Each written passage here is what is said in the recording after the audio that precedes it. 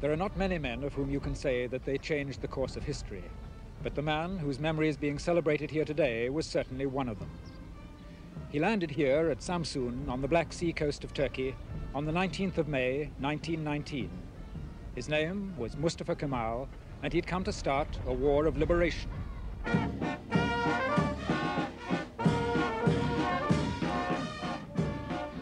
Within his lifetime, he became a legend.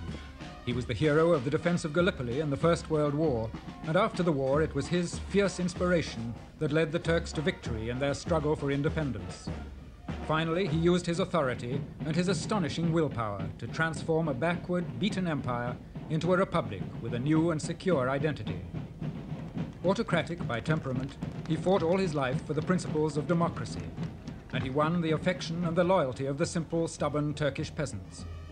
While he lived, they followed him without question, and before he died, they rewarded him with the title of Ataturk, the father of the Turks.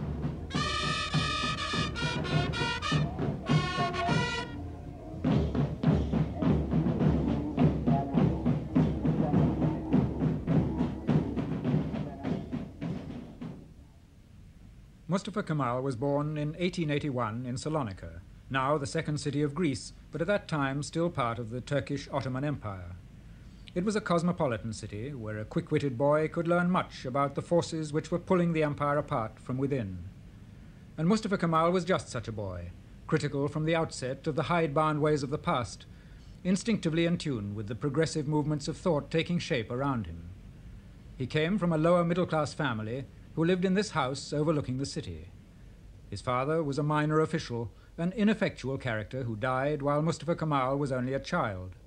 His mother was made of sterner stuff, but even she found him hard to handle. From the beginning he was obstinate, always determined to get his own way. She was a pious Muslim, and he upset her by his refusal to accept an orthodox Muslim education. Nothing would satisfy him but to go to a military school, and for the next 30 years the army was his life. He grew up in a society which was near the point of disintegration. At the end of the 19th century, the sprawling Ottoman Empire, whose dominions covered most of the Near East, part of North Africa, and reached up into Europe, was on the defensive. As the subject peoples of the Balkans struggled to throw off Turkish rule, the European powers watched for an opportunity to profit from the empire's decline.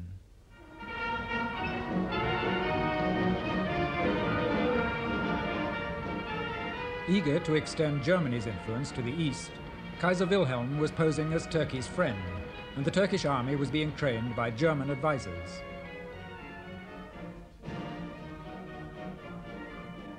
When the Kaiser paid a state visit to Constantinople, he was lavishly received by the Sultan.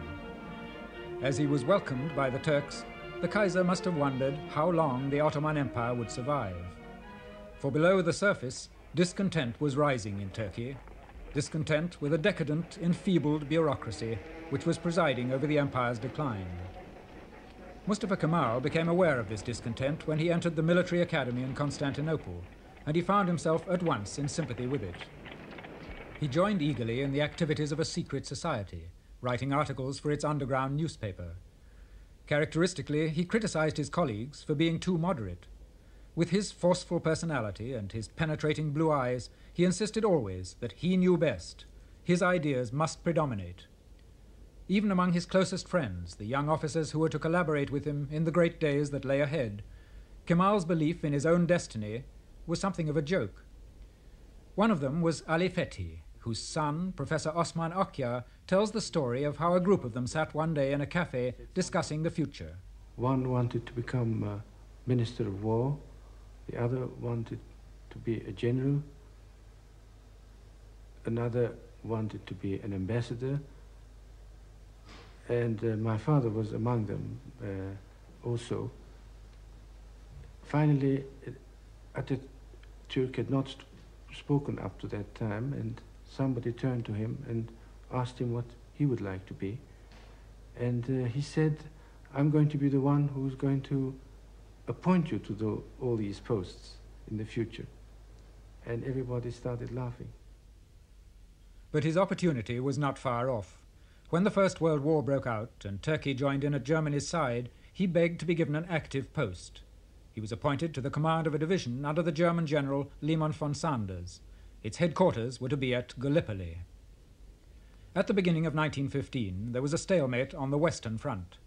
Winston Churchill proposed a scheme for an expedition to capture Constantinople and open a back door into Central Europe. The approach to Constantinople lay through the narrow strait of the Dardanelles. The War Cabinet in London decided to launch a naval expedition to bombard and take the Gallipoli Peninsula.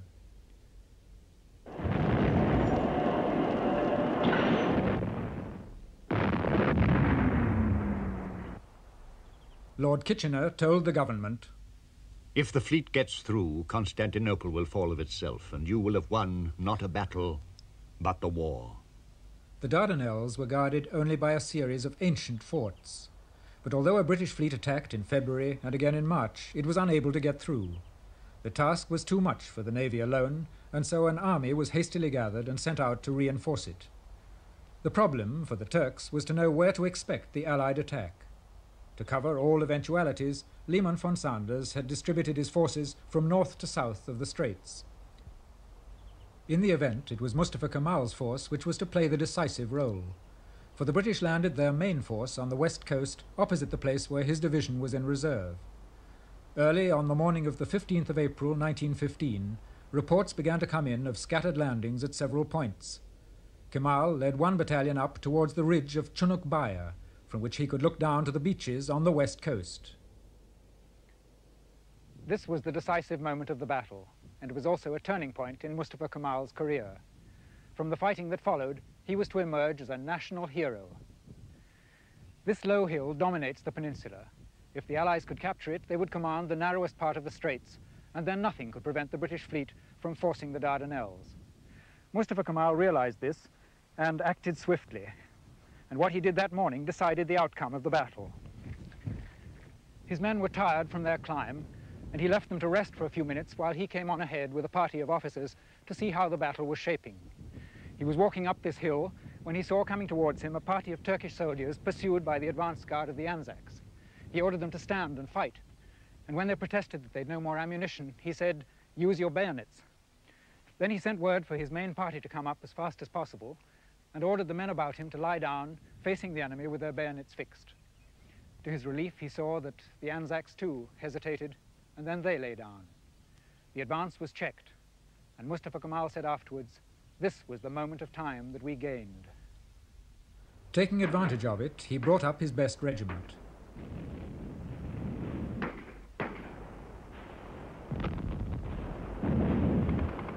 Then, without waiting for orders, but trusting to his instinct that this was the key moment of the battle, he threw in all his reserves.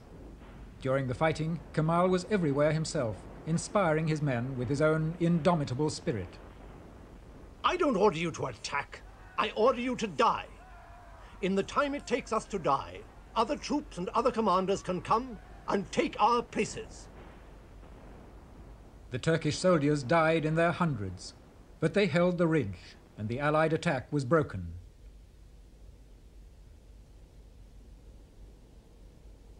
The Anzac commander proposed an immediate evacuation, but the commander-in-chief, Sir Ian Hamilton, told him, "You've only to dig, dig, dig, until you're safe. Better to die like heroes on the enemy's ground than be butchered like sheep on the beaches." like the runaway Persians at Marathon. 3 months later, in August, Hamilton launched one more attack, with fresh landings at Suvla Bay and a renewed assault on the ridge at Chunuk Bair. This time, the Anzacs won the ridge and held it for 2 days. The Turks were discouraged and exhausted, but Kemal urged an immediate counterattack. This is our only chance. If we lose it, we may well be faced with total disaster. Liman von Sanders agreed with him. That evening I gave command of all the troops in the section to Colonel Mustafa Kemal. He was a leader that delighted in responsibility. I had full confidence in his energy. Again, the moment was critical, and the situation that faced him was a daunting one. It was not easy to shoulder such a responsibility, but as I had decided not to survive my country's destruction, I accepted it proudly. Once again, his energy and assurance rallied the Turks for a supreme effort. After a night of hurried preparations, Kemal led a dawn attack on Chunuk Bair, overwhelming the Allied line and driving the British off the ridge.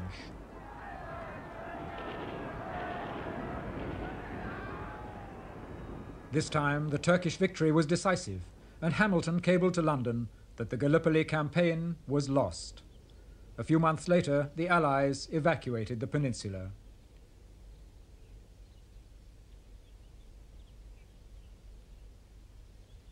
The British official historian later observed of Kemal, Seldom in history can the exertions of a single divisional commander have exercised so profound an influence, not only on the course of a battle, but perhaps on the fate of a campaign and even the destiny of a nation. For Kemal, this was a turning point. His success at Gallipoli justified the belief he'd always had in his own capacity for leadership, and the remaining years of the war reinforced his reputation.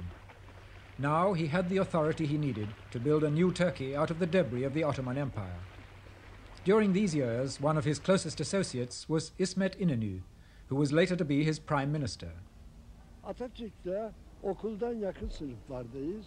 Orada da birbirimize yakın rütbelerde bulunduk. Ataturk and I were contemporaries at school, and we held similar rank in the army. His ambition was clear right from the start. Later, he showed an unexpected skill on the battlefield. In conditions of increased difficulty, he displayed one by one all the qualities of a great commander, emerging with honor when the armistice was concluded. There was soon no doubt that the empire was doomed.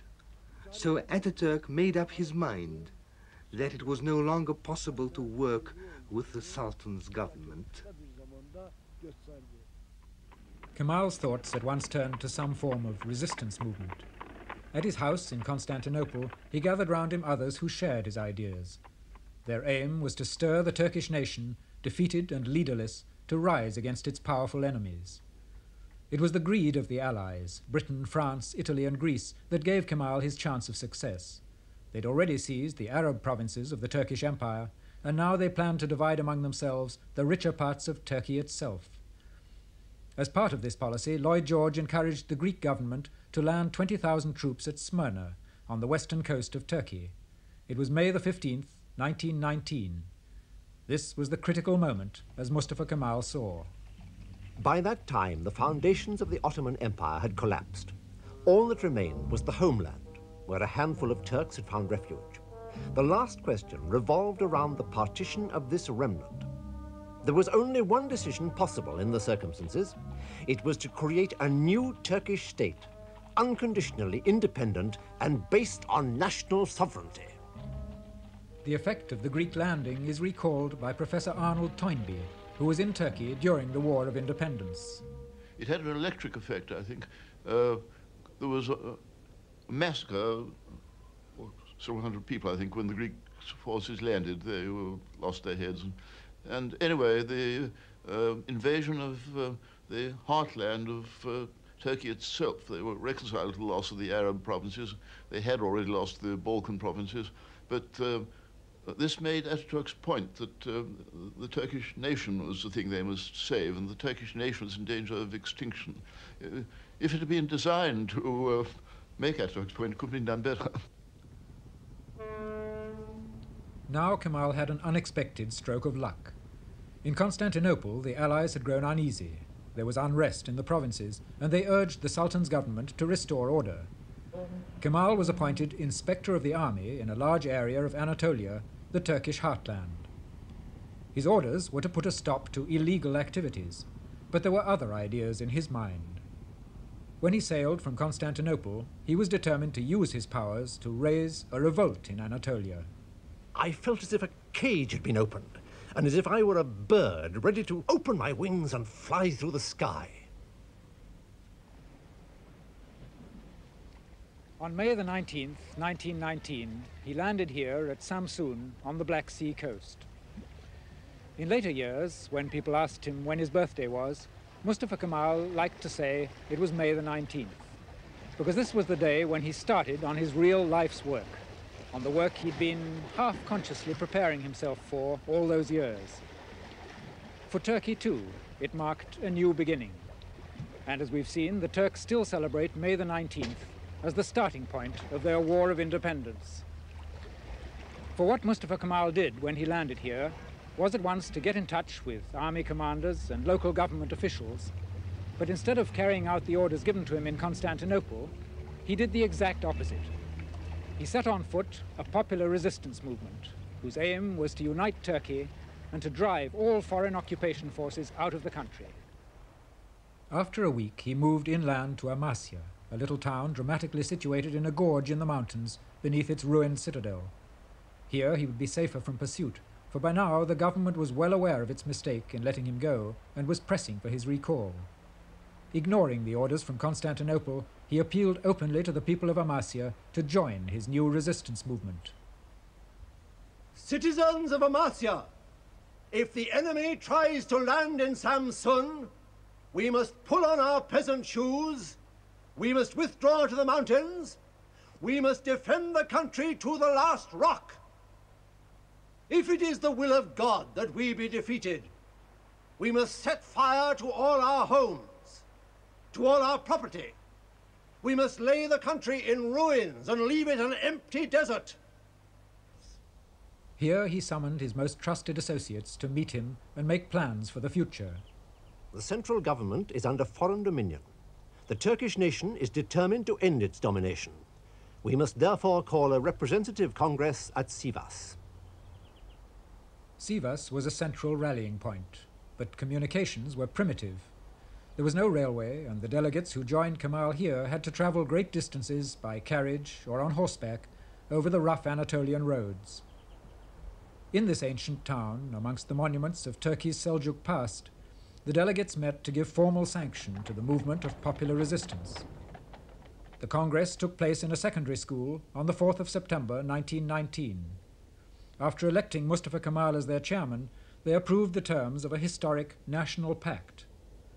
The pact insisted on the right of self-determination for the Turks within their national homeland and the rejection of all forms of foreign interference or occupation. Then, on Kemal's initiative, they broke off relations with the government of the Sultan. Now there was no going back, but the task ahead looked almost impossible. With only a handful of delegates behind him, Kemal had to revitalize a country broken and impoverished. He had no machinery of government, no financial resources, no diplomatic recognition, while against him was the legitimate government of Turkey under the domination of the Allied powers. His answer was to defy the Allies by summoning a rebel parliament to meet in Angora, now known by its Turkish name, Ankara. Angora was little more than a fortified village, but it was far removed from the decadent atmosphere of Constantinople and from the threat of foreign domination, and it had the advantage of being on a railway. Many of those in Constantinople who sympathized with the revolution managed to slip away and join the rebels in Angora.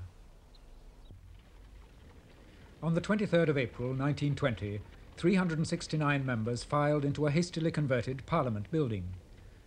Now began a legendary period in which a popular government established itself in the face of every kind of obstacle, while Mustafa Kemal urged and goaded and persuaded and if need be forced its members to fight for Turkish independence. What we want to do in our situation is explainable neither in military nor in any other terms. But in spite of everything, we are going to do it. To save our country, to establish a free and civilized Turkish state, to live like human beings. While Kemal was fighting his battles in Parliament, the Sultan signed with the Allies the Treaty of Sèvres, confirming the dismemberment of Turkey.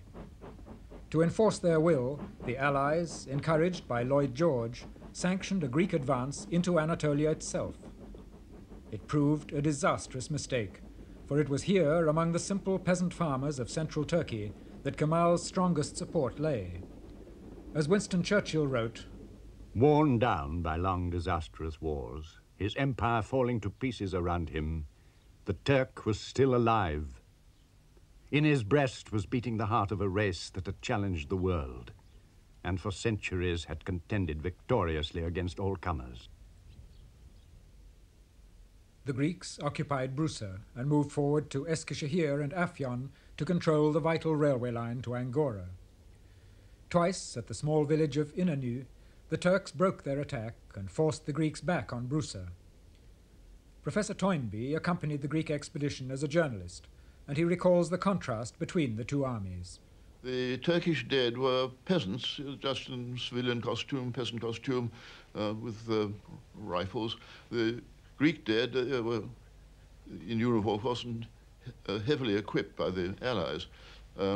The Turkish cavalry were in uniform, but I think the whole thing was a great surprise to the Greeks, Turks themselves above all, and to the British.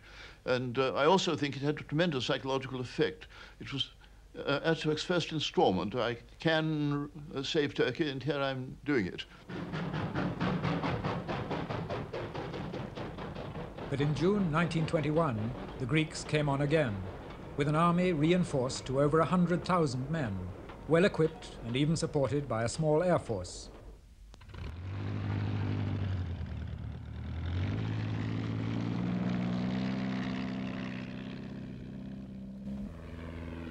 This time they captured Afyon and Eskişehir and came within striking distance of Angora itself. Kemal studied the Turkish defenses and at once ordered a general retreat. It was an alarming decision, but Kemal saw there was no choice, as his army had little equipment and no reserves. Now followed the most desperate phase of the War of Independence. Armed with special powers from the Assembly, Kemal called for a tremendous effort of national mobilization. The response was immediate and spontaneous. From all over Anatolia, the peasants came forward in their thousands. To meet the desperate shortage of equipment, workshops were improvised and blacksmiths were set to work making weapons.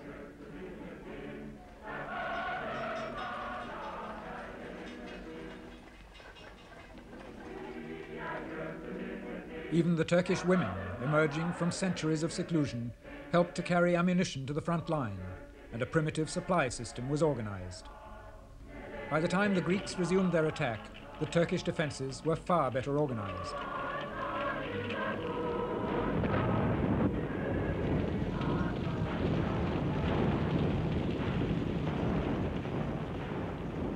The Greeks had involved themselves in a situation where anything short of decisive victory was defeat. And the Turks were in a position where anything short of overwhelming defeat was victory. No aspect of this was hidden from the warrior chief who led the Turks. The threat to Angora was now acute. The Greeks were only 30 miles from the capital, and Kemal told his troops, "There is no defense line, but a defense area.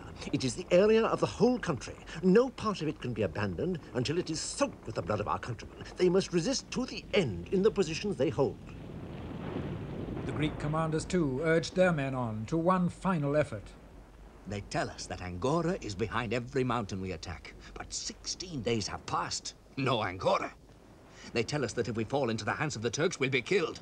And they drive us on with machine guns. It was here, on the banks of the Sakarya River, that the Greek advance was finally thrown back.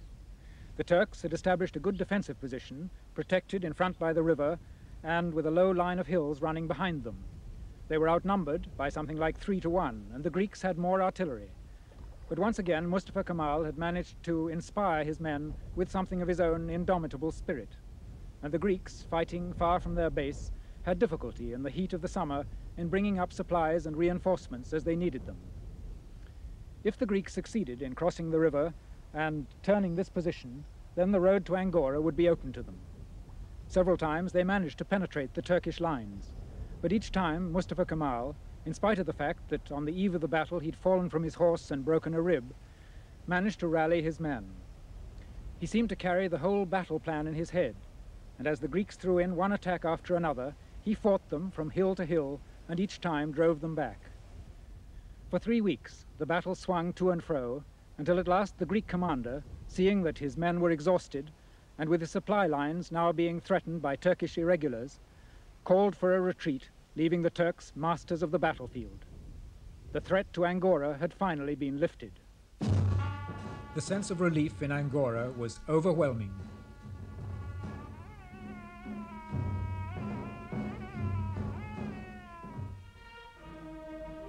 Now all that remained was to drive the occupation force out of Turkey altogether. It took the Turks a year to build up their strength, and then Kemal launched his final attack. Soldiers, your goal is the Mediterranean!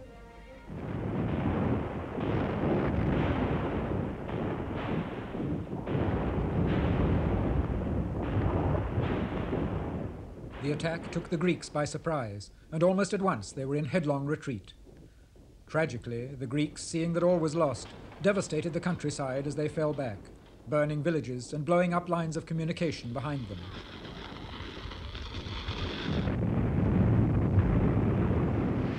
An eyewitness described the scenes as the Greeks fell back. They went to pieces altogether. It was a sickening record of bestiality and barbarity. There was little to choose between the two races, Greek and Turk. Permeating the atmosphere as the Turks advanced down the valleys was the stench of unburied bodies, of charred human and animal flesh.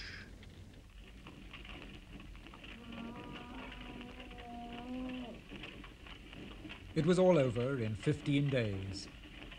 Halide Adib, a remarkable woman journalist who had accompanied the advance, saw the Turkish cavalry entering Smyrna. In a single lightning flash, 2 long lines of horsemen drew their swords, and the sun gleamed on their steel as they galloped past us on either side. This time, the Turkish victory was complete. Here in Smyrna, on September the 10th, 1922, just 3 years after the Greeks had landed their army of occupation, Mustafa Kemal was able to realize his vision of a Turkey genuinely independent, free at last from foreign occupation. But he knew that the victory was not his alone, and he paid tribute to the peasant soldier who had fought at his side, whom he called affectionately Little Mehmet. The greatest monument is Mehmetçik himself. It is thanks to him that these lands have remained within Turkish frontiers. 3 days later, fire broke out in the Armenian sector of the town, and from the Allied warships in the bay, the sailors watched in horror as it spread through the city. The surface of the sea shone like burning copper. 20 distinct volcanoes of raging flame were throwing up jagged, writhing tongues to a height of 100 feet. The towers of the Greek churches, the domes of the mosques, the flat roofs of the houses were silhouetted against a curtain of flame. The warships took on board as many of the terrified, homeless refugees as they could manage. No one knows how the fire started or how many people died before the flames subsided, leaving the city an empty shell. The Greek adventure had ended in disaster, and with the Greeks out of the way, the rest of the Allied powers came to terms with this obstinate Turkey they had failed to subdue. The Treaty of Lausanne recognized the boundaries of the new Turkish state, and the last foreign troops were withdrawn from Turkish soil. Lloyd George resigned, and the last Ottoman Sultan left Constantinople in a British ship. The War of Independence was over, and the Turkish Republic was proclaimed on October the 29th, 1923, with Mustafa Kemal as its first president. He was now 42, with his real life's work, the modernization of Turkey, still ahead of him. In tackling it, he found for a short time an unfamiliar ally. In Smyrna, he had met and married a young woman named Latifa. Until now, he'd used women merely for amusement in his times of relaxation. But Latifa was different. Now he had a wife who seemed to embody all that he wanted for the new Turkey.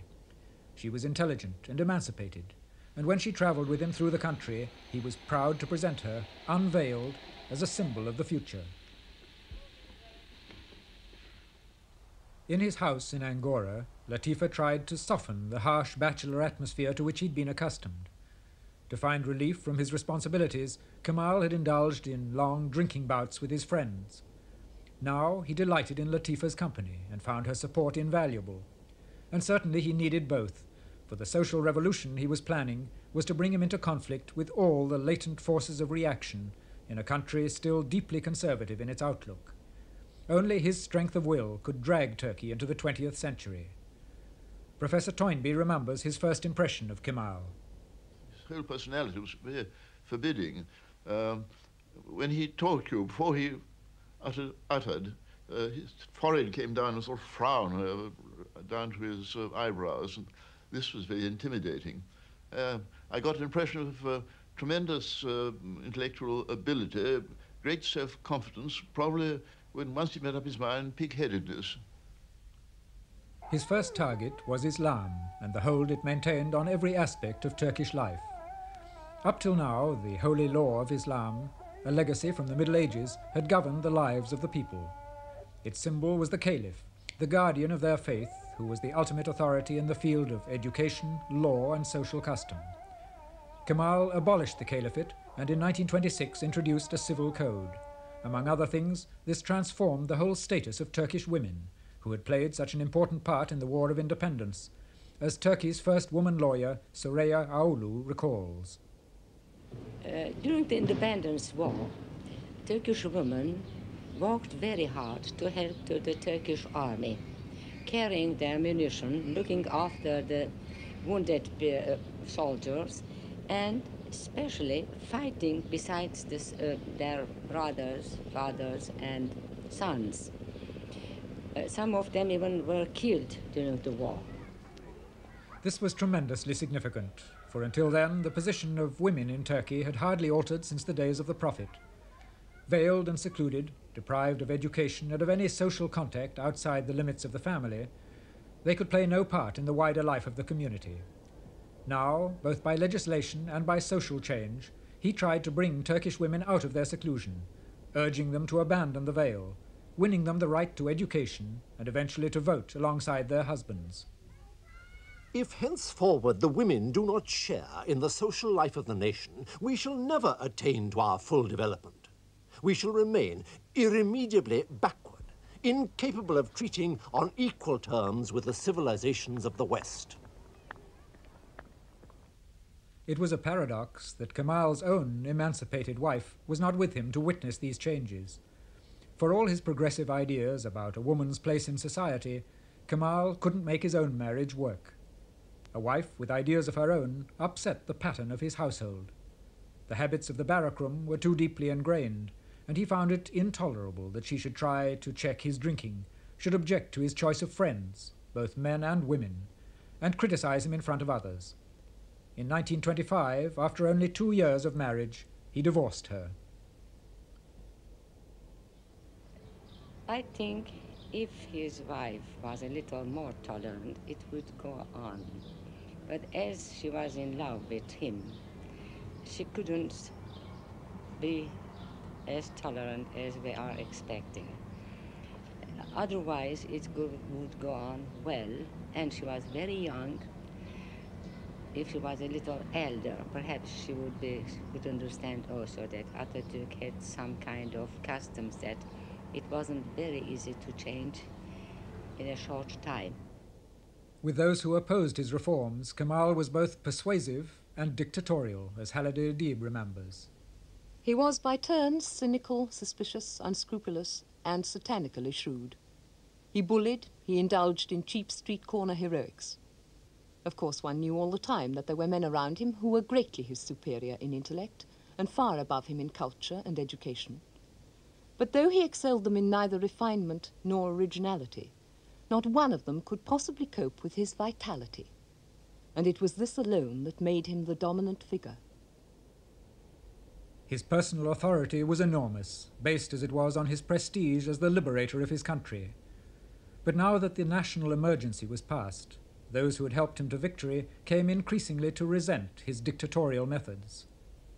The strength was his strength of will, his power of persuading or inspiring people to do the impossible. But this went along with, I must be the man to do it all. And he was pretty cold-blooded. As long as he desperately needed them, and he did need this handful of able men and women he had round him at Ankara, as long as he needed them before the war with the Greeks was won, he didn't break with them. But the moment the war was won and the pressure was off him, then he turned on them and turned them out, made it impossible for them to stay in Turkey, or already exiled them. This, I think, was pretty mean and a black mark. Despite the opposition of his friends, Kemal pressed on with a program of reforms which covered every aspect of Turkish life. Some of his reforms were apparently trivial, like the abolition of the fez. But the fez, the traditional headgear of the Turkish Muslim, was the symbol of everything that Kemal wanted to do away with. Deliberately, he went out into a particularly conservative area wearing a hat and insisting that those with him did the same. His object was to turn Turkey's face away from the east and towards the west. This grotesque mixture of styles is neither national nor international.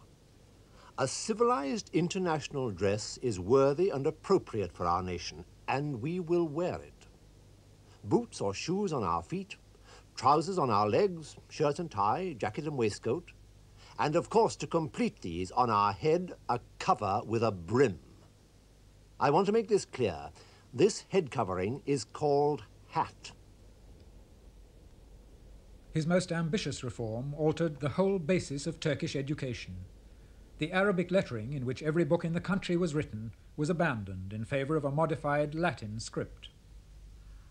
Our rich and harmonious language will now be able to display itself with new Turkish letters.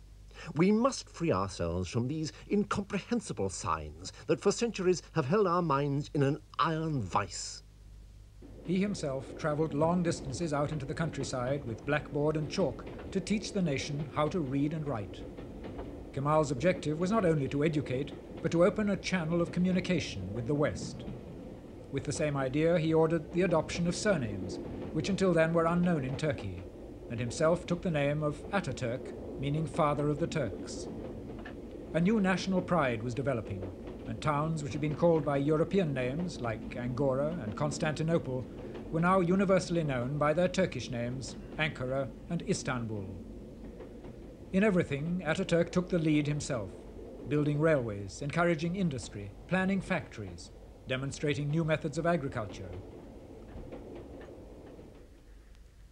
In the short space of 6 years, he had turned the structure of the state upside down. It had almost been too much for the patient Turkish people, and now the strain began to tell on Kemal himself. By the mid-30s, his powers were failing. Years of hard drinking and the incessant demands he'd made on his own energies had undermined his health.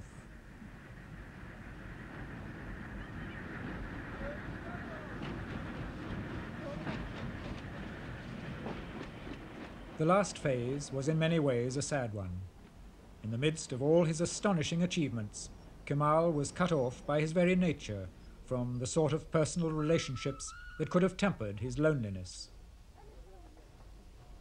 Ataturk was a real human person. He was very sentimental in many ways. Ataturk had two kinds of character. He could be very firm and he could be very quiet and calm.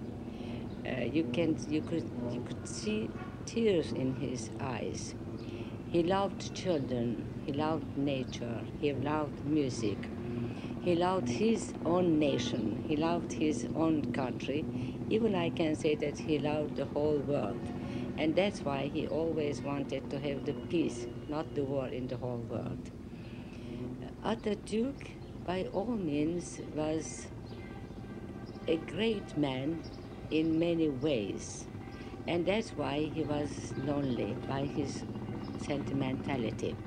if he had kept the able people around him who had helped him to win the war against the Greeks and win the peace with the Allies, and if he had taken 12 years instead of 6 years to carry out his reforms, I think those two things together would have made a very great difference to the future of Turkey. She would have had a happier last half century than she has had. I don't know whether he knew he was going to have a shortish life. He must have known he was an intelligent man. He was a very heavy drinker, and so he also felt that he had no time to lose. He must just press forward. But yet he had a kind of anticlimax of about 10 years, hadn't he, before his death, in which the reforms were already done, as much as Turkey could stomach for ever so long, and he could have taken more time, as it turned out. But his temperament didn't allow him to do that. In the summer of 1938, during a holiday on the Bosphorus, he was taken seriously ill. He was carried to Istanbul to the old Sultan's palace of Dolmabahce, the symbol of the imperial past on which he had stamped his vision of a new Turkey. As part of this vision, he'd established his country's place in the world, steering it wisely between the two perils of Nazism and communism, cementing its relations with the democracies of the West.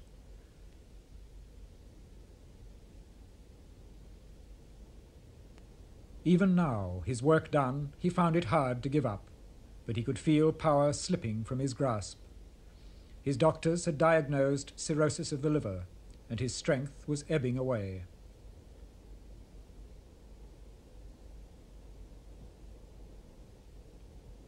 Soon after 9 o'clock, on the morning of the 10th of November 1938, he died, and his secretary, Hassan Riza, murmured, "Look, a piece of history is passing away." For Ataturk himself, the clock at last had stopped. But the train of events that he'd set in motion went on in the life of a country to which he'd given a new destiny.